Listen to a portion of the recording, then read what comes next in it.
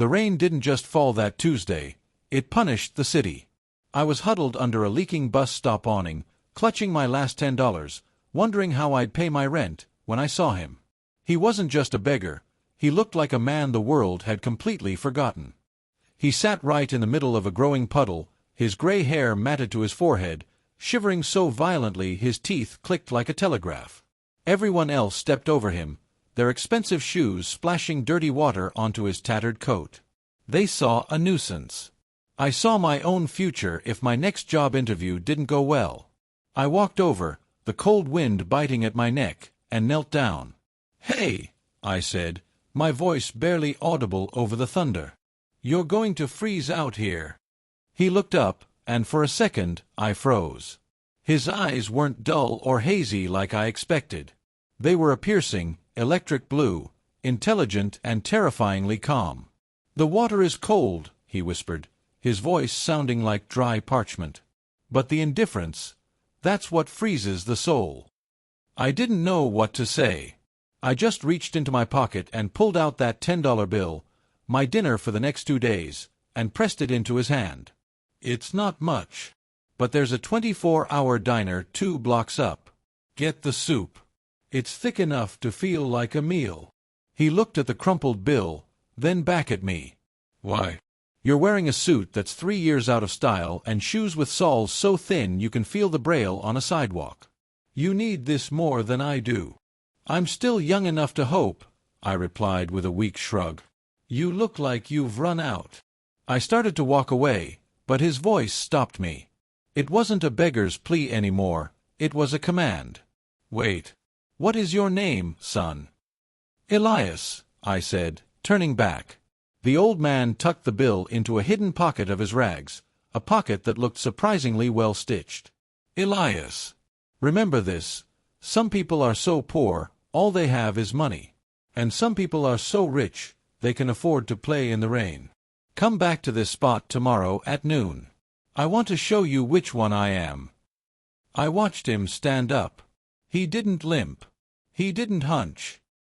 He walked into the darkness with the gait of a king, leaving me standing in the rain with nothing but a strange feeling that my life had just shifted on its axis.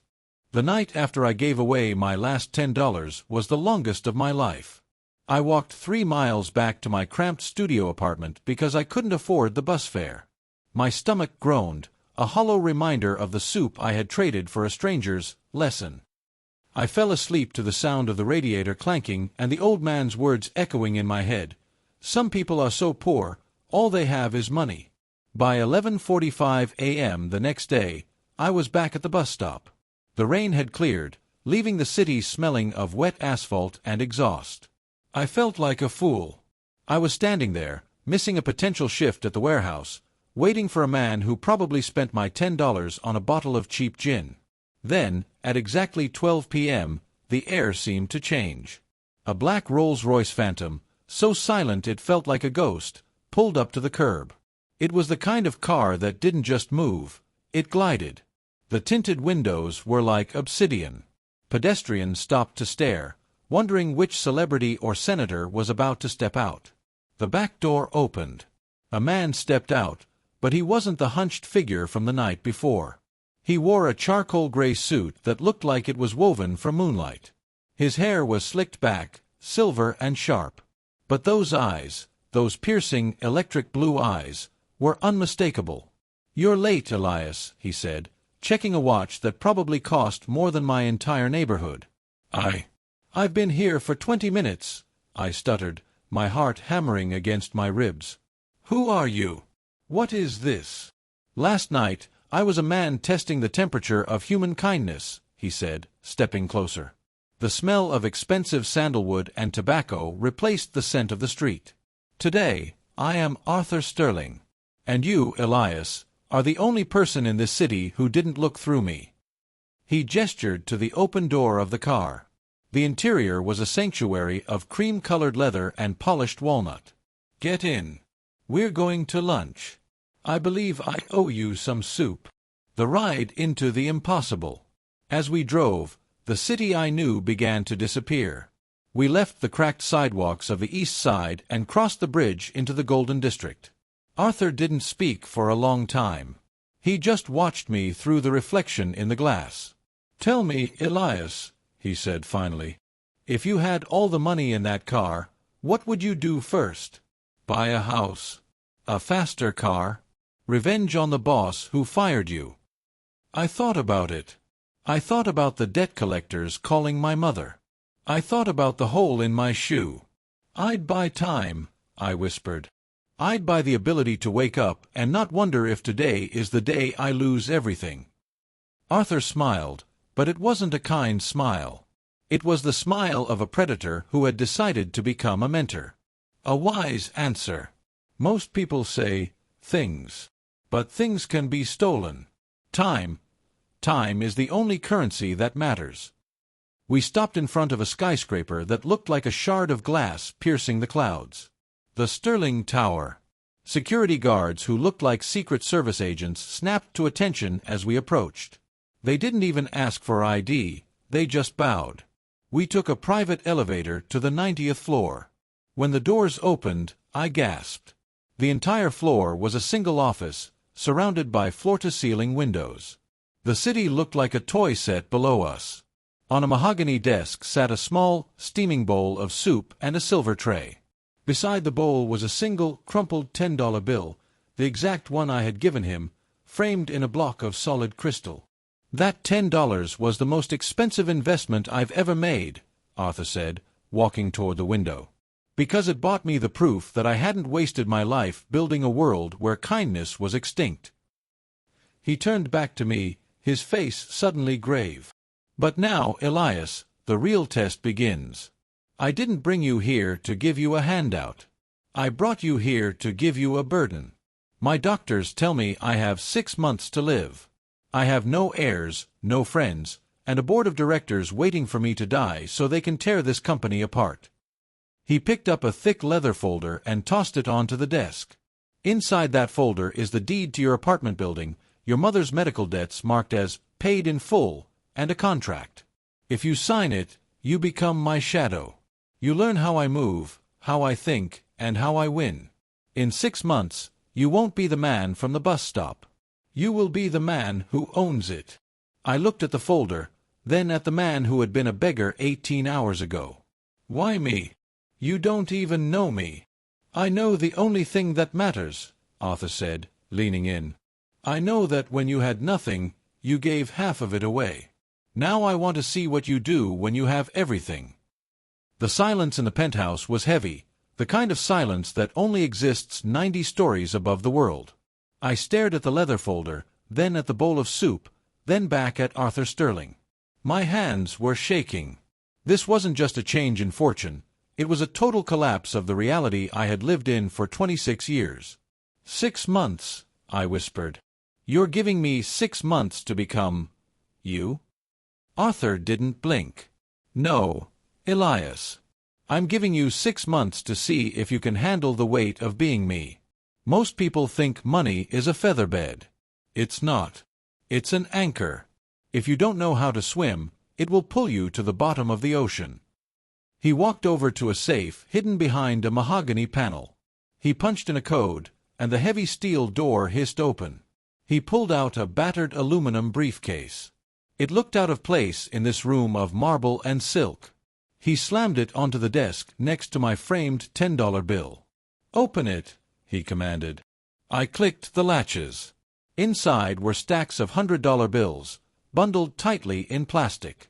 I had never seen that much cash in my life. It looked fake. It looked like a movie prop. "That is $1 million, Arthur said, his voice dropping to a low, dangerous rumble. "Today is Tuesday. The sun sets at 6:14 p.m. You have exactly 6 hours. Your task is simple. Spend every single cent in that bag." I laughed nervously. "That's it? You want me to go on a shopping spree?" Arthur's face went cold. "There are rules, Elias. Rule number 1. You cannot spend a single penny on yourself. No clothes, no car, no paying off your own debts yet. Rule number 2. You cannot give it to a charity or a foundation. No easy outs. Rule number 3. You must spend it on individuals. People you see. People you judge to be worthy, or perhaps people you judge to be desperate. He leaned over the desk, his blue eyes boring into mine. And here is the catch. By 6:14 p.m., you must return to this office with receipts, contracts, or proof for every dollar. If there is even 1 cent left in that bag, the deal is off. The deed to your apartment stays with me. Your mother's debts remain. And you go back to the bus stop. He checked his watch. The clock starts now. Get out. The desperation of choice.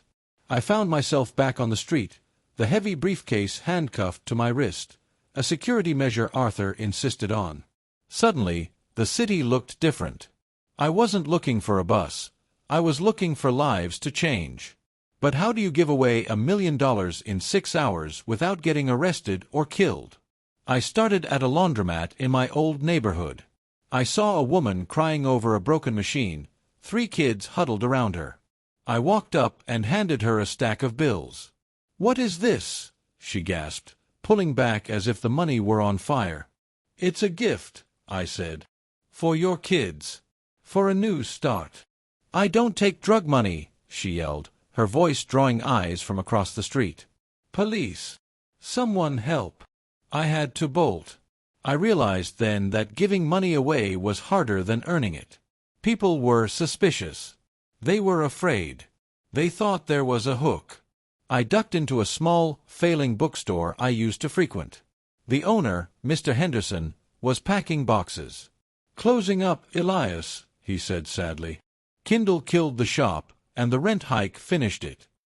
"How much to buy the building?" I asked, breathing hard. "What?" "Elias, don't joke. The landlord wants $400,000 just to clear the lease and the property." I opened the briefcase. The look on Mr. Henderson's face wasn't joy. It was pure, unadulterated shock. We spent 2 hours calling lawyers, signing a frantic, handwritten bill of sale. I walked out with $400,000 gone, but $600,000 still screaming for a home. The race against the sun. The hours bled away. I paid for a stranger's heart surgery at the university hospital after overhearing a sobbing phone call in the lobby. I bought a fleet of used vans for a local food bank that had just lost their transport. I was moving like a man possessed, the weight of the briefcase getting lighter, but the weight in my chest getting heavier. 4 p.m. $200,000 left. 5 p.m. $50,000 left. The sun was beginning to dip, turning the sky a bruised purple. I was back near the bus stop where I first met Arthur. I was $5,000 short. I had combed the streets, but the pressure was making me blind. I saw a man sitting on the same curb where Arthur had sat. He wasn't a beggar. He was a young guy, maybe 19, staring at a crumpled eviction notice. He had a guitar case next to him, battered and taped together. "Play me a song," I said, gasping for air. He looked up, confused. "Man, I'm not in the mood. Play me a song, and I'll buy that guitar for $5,000. He thought I was crazy, but he played. He played a song so beautiful, so hauntingly sad, that it made the noise of the city fade away. When he finished, I counted out the last 50 bills. "Keep the guitar," I said, shoving the money into his hand. "Just never stop playing." I turned and ran. The 90th floor. I burst into Arthur's office at 6:12 p.m. My suit was soaked with sweat. My lungs were burning. I threw the empty briefcase on his desk. "Done," I panted. "It's all gone. Every cent." Arthur was standing by the window, his back to me. He didn't turn around. "The boy with the guitar," he said quietly. "Do you think you helped him?" "I gave him a future," I said. "No," Arthur turned, his face unreadable. "You gave him a target. Within 10 minutes of you leaving, 3 men who saw the transaction followed him into an alley. They took the money, Elias. And they broke his guitar." My heart dropped into my stomach. The triumph I felt turned to ash. I didn't think. I was just trying to meet the deadline. Arthur walked over and picked up the empty briefcase. That was the lesson, Elias. Money without protection is a curse. Power without a plan is a weapon that recoils. You met the deadline, but you failed the intent. He walked to the desk and picked up a pen. However, you didn't keep a single dollar for yourself. Even when you saw that Rolex in the window. Even when you passed the car dealership. He pushed a new document toward me. That was day 1. You've proven you're not greedy. Now, we begin day 2. Now, I teach you how to make sure the boy keeps the money. The office felt colder than the rain-slicked street outside. I stood there, my chest heaving, staring at the empty briefcase that now felt like a lead weight. I had won the challenge, but I had destroyed a kid's dream in the process. Arthur Sterling didn't look at me with pity. He looked at me with a clinical, detached disappointment. You treated human lives like a math problem, Elias. You had a budget to balance, so you balanced it on the back of a boy who couldn't defend himself. I was just doing what you told me. I snapped, the adrenaline finally turning into anger. You gave me 6 hours. What was I supposed to do? Hire a private security firm for every person I helped? Arthur's eyebrows shot up. Exactly. Or better yet, you could have bought the guitar for $5 and given him a job at a music studio for the other $4,995. You gave him a target. I wanted you to give him a shield. He walked over to the window, the city lights reflecting in his sharp, blue eyes. Now, the real work begins. Your mother's debt is gone, Elias. Your apartment is safe. You've earned your seat at this table. But if you want to keep it, you have to go back out there and fix what your kindness broke. The shadow of the street. He handed me a new device, a thin, titanium-cased phone. This is connected to my personal security detail. Her name is Sarah. She's waiting in the lobby. She knows how to find the boy. You have until midnight to make it right. If you fail, don't bother coming back tomorrow. I didn't wait for him to finish. I bolted. In the lobby, Sarah was waiting. She didn't look like a bodyguard. She looked like a high-end corporate lawyer in a sharp black blazer, but her eyes moved like a hawk's. She didn't say hello. She just tapped her earpiece and started walking. His name is Leo, she said, her voice clipped. He's at St. Jude's emergency room. The 3 men who jumped him didn't just take the money. They wanted to make sure he couldn't follow them. They smashed his hands. The guilt hit me like a physical blow. I had turned a blessing into a tragedy. The hospital and the revelation. We arrived at the hospital 20 minutes later. The waiting room was a sea of misery, but Sarah bypassed the intake desk like she owned the building. We found Leo in a curtained-off bay. His hands were wrapped in thick gauze, and his face was a map of bruises. His eyes, once full of music, were now hollowed out by fear. When he saw me, he flinched. "You," he croaked. "You did this. That money, it was a curse." "I'm so sorry, Leo," I whispered, kneeling by the bed. "I was a fool. I thought money was the answer to everything because I've never had any." "I can't play," he said, a single tear carving a path through the dried blood on his cheek. "They broke my fingers. I can't even hold a pick." Sarah stepped forward, her phone in hand.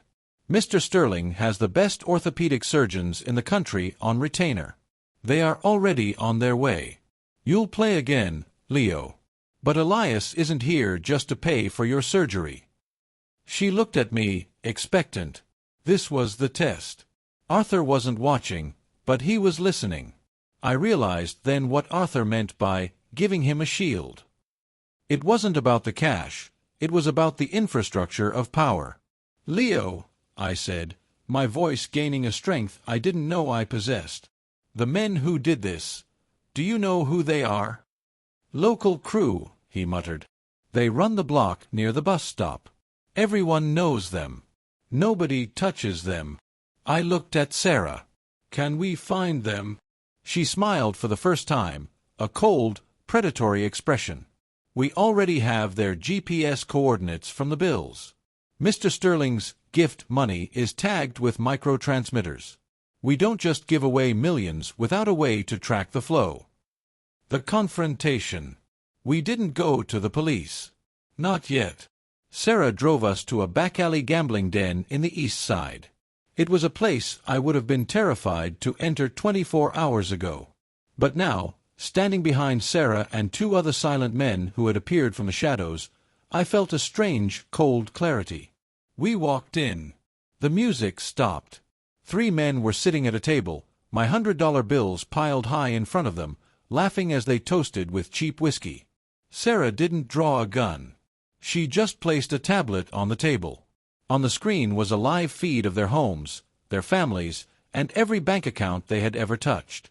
"My name is Elias," I said, stepping into the light. "And you have something that belongs to a friend of mine." The leader, a man with a jagged scar across his neck, stood up, reaching for a knife. "Get out of here, kid, before we break your hands too." "You have 2 choices," I said, my heart pounding, but my voice steady. "Choice 1, you go to the police right now, confess to the assault, and return every cent. If you do that, your families stay safe, and your houses stay standing. Choice 2, you keep the money. And by sunrise, Sarah here will make sure you don't have a name, a home, or a single person who remembers you ever existed." The silence was deafening.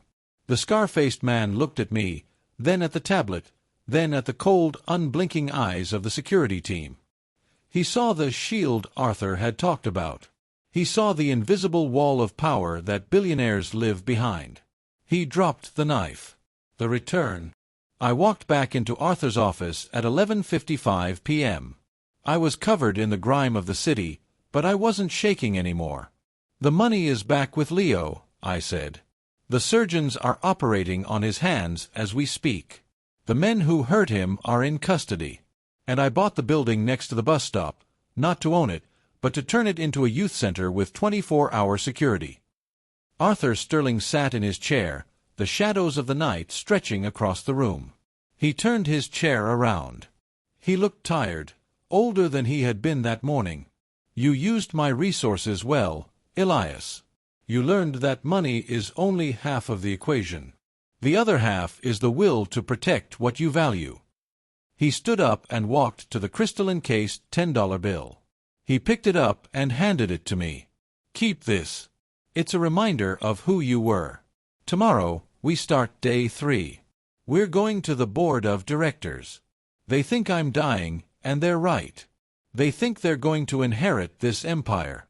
They're wrong." He looked me dead in the eye. "Tomorrow, I introduce you as my successor. And by the end of the week, half of them will try to kill you. Are you ready?" The sun rose over the city like a blade of gold, but I hadn't slept a wink.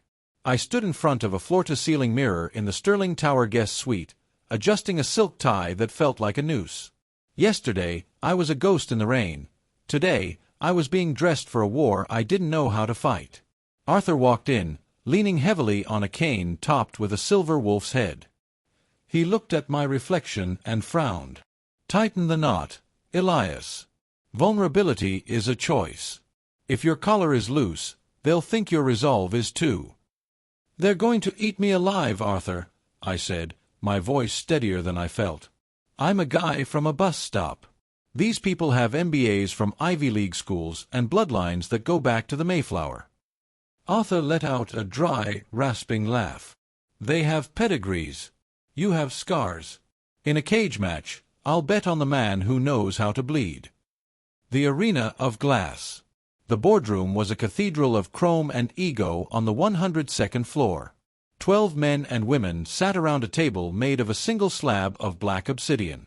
At the head of the table sat Marcus Vane, the chief operating officer, a man with a tan that looked expensive and a smile that looked like a shark's.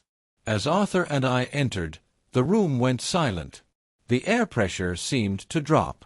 "Arthur," Vane said, standing up with a practiced, oily warmth, "we heard you were under the weather. And who is this? Your new physical therapist." Arthur didn't sit. He stood at the head of the table, his hand resting on my shoulder. The grip was surprisingly strong. "This is Elias Thorne," Arthur announced, his voice booming through the room. "He is my primary protégé and the sole executor of the Sterling Trust. As of 9 a.m. this morning, he holds the tie-breaking vote on all operational decisions for Sterling Global." The silence that followed wasn't just quiet, it was a vacuum. Then, Vane laughed. It was a sharp, mocking sound. "Arthur, the dementia must be further along than we feared. You found a stray off the street and handed him the keys to a $50 billion kingdom? The shareholders will have your head. We'll have you declared incompetent by lunch." "You can try, Marcus," Arthur whispered, leaning over the table. "But while you were playing golf in the Hamptons this weekend, Elias was in the trenches. He managed a $1 million liquidity crisis in 6 hours. He neutralized a street-level threat to our local assets. He has more balls than the 12 of you combined." Vane turned his gaze to me. It was like being stared at by a snake. "Is that so? Well, Mr. Thorne, welcome to the deep end. Since you're so competent, perhaps you can handle the crisis in Sector 7. Our lithium mines in South America have been seized by a local militia. We're losing $40 million an hour. The board was about to vote on a private military intervention." Vane pushed a button, and a holographic map appeared over the obsidian table. Red dots pulsed over a mountain range. "What's your move, kid?" Vane sneered. "Give them a $10 bill and a bowl of soup?" "The first move." I looked at the map. I looked at the cold, calculating faces of the board. They wanted me to fail. They wanted me to suggest violence so they could call me a thug, or suggest peace so they could call me weak.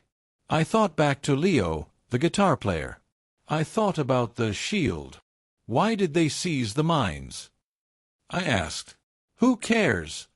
A woman at the end of the table snapped. "They're terrorists." "No," I said, leaning in, mimicking Arthur's posture. "I read the morning briefing Sarah gave me. The militia isn't a terrorist group. They're the local mining union. We promised them a hospital and a school 3 years ago to get the land rights. We never built them. We just kept the lithium." Vane shrugged. "Cost-cutting measures. It looked good on the quarterly report." "It looks like $40 million an hour in losses now," I countered. I looked at Sarah, who was standing by the door. "Sarah, get the CEO of our construction subsidiary on the line. And tell the pilot to prep the jet." "What are you doing?" Vane demanded. "I'm going there," I said. "I'm not sending soldiers. I'm sending architects.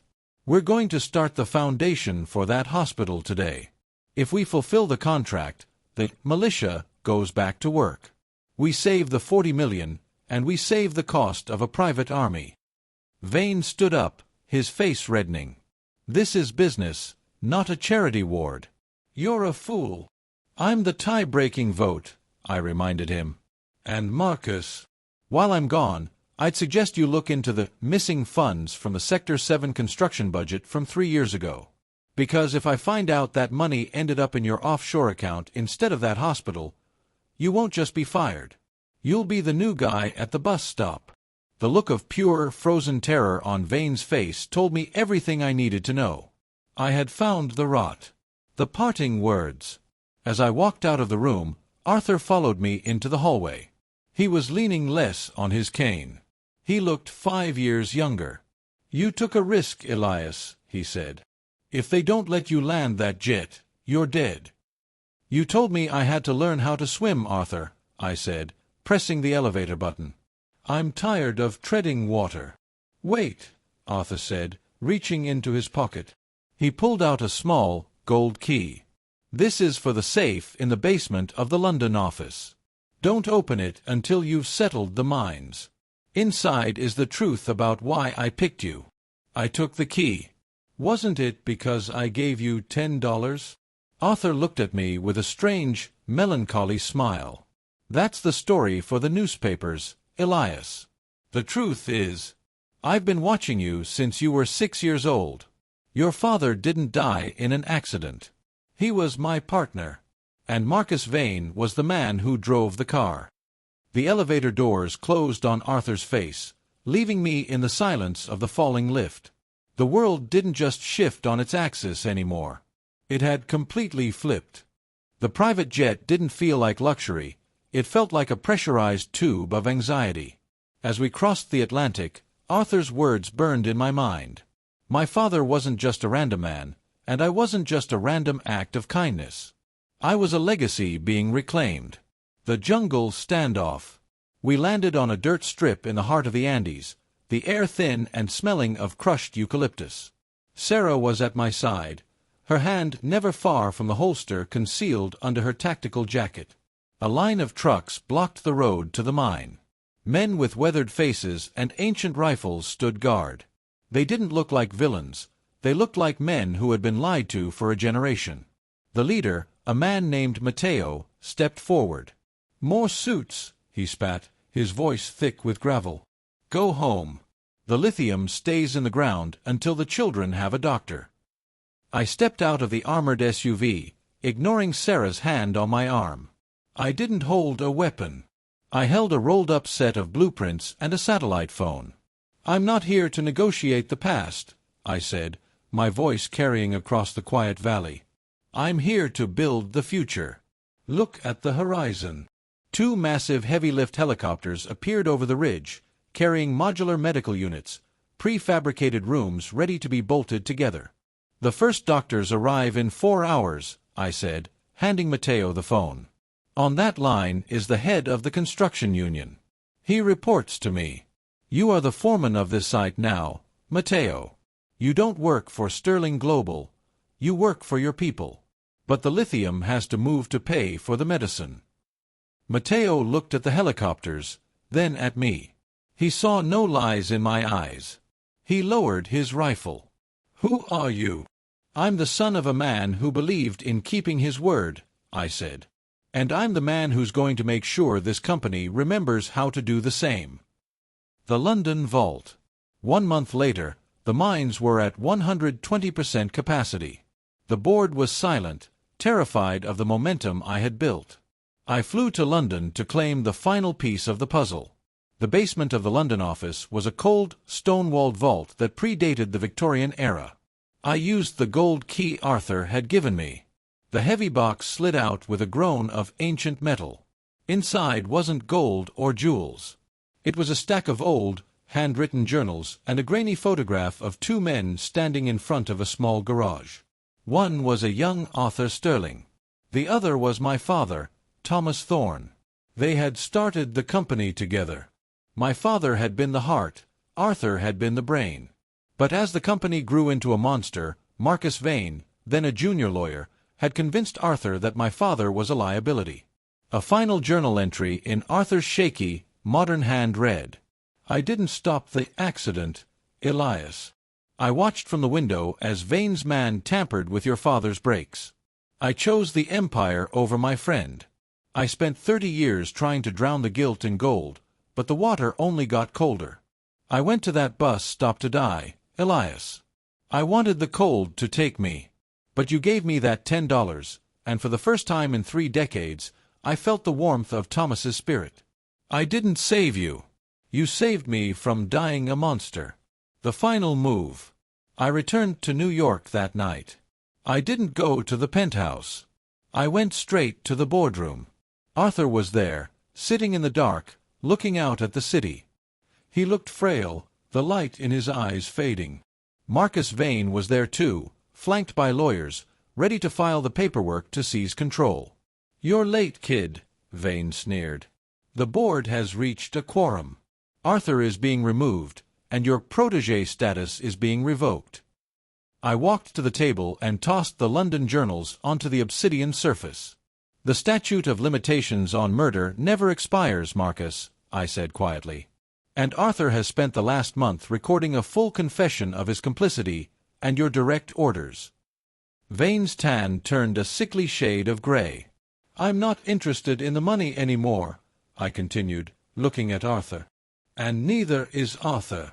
We've transferred 51% of the Sterling Trust into a locked endowment for the employees and the communities we've looted for decades. The company is now a non-profit foundation. You're not being fired, Marcus. You're being prosecuted. The doors burst open. Federal agents, led by Sarah, moved in. As they led Vane away in handcuffs, the room finally felt clean. The end of the reign. Arthur died 2 weeks later. He passed away in his sleep, a peaceful smile on his face that hadn't been there the night I met him. I stood at the same bus stop where it all began. I wasn't wearing a suit. I was wearing a simple coat and the same worn-out shoes. I looked at the $10 bill, still encased in crystal, in my hand. A young man sat on the curb, shivering in the light drizzle. He looked lost, his eyes fixed on the gutter. I walked over and knelt down. I didn't give him the framed bill. I reached into my pocket and pulled out a fresh 20 and a business card for the Thornsterling Youth Center. "The water is cold," I said, repeating the words that had changed my life. "But the indifference, that's what freezes the soul. Come with me. We've got a lot of work to do." As we walked away together, the sun broke through the New York clouds, and for the first time in my life, I wasn't running from the rain. I was leading the way through it.